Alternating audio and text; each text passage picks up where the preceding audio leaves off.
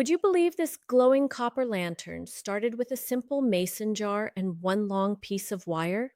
Start by cutting about 65 inches of 12-gauge copper wire. The exact length may vary depending on the size of your mason jar and how many decorative loops you want around the top. Using a ring mandrel or another round object, begin forming your first small loop. A wooden spoon handle can work too.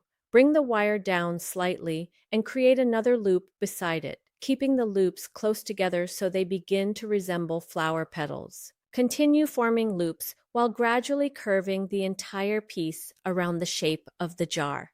Don't make the full section straight and try to bend it afterward because thick wire becomes harder to shape. After every few loops, test the wire around the jar opening. Continue until the decorative section fits completely around the rim. Bring the ends together and adjust the loops with flat nose pliers. Cut one end to about an inch long, pass it through the first loop, and fold it over to secure the design tightly around the jar.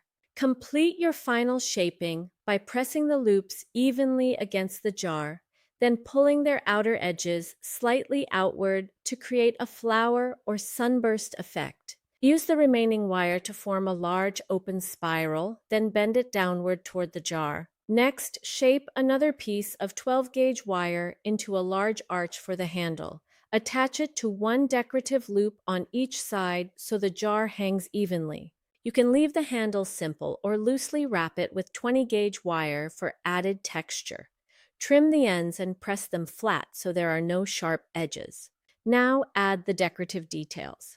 About every 3 or 4 loops, attach a dangling strand made with 3 chandelier beads, finishing each strand with a closed spiral. Between the bead strands, create larger spirals from 12-gauge wire to fill the spaces.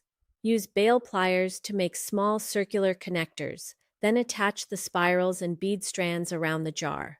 Adjust the spacing until everything looks balanced and your chandelier-inspired copper mason jar lantern is finished.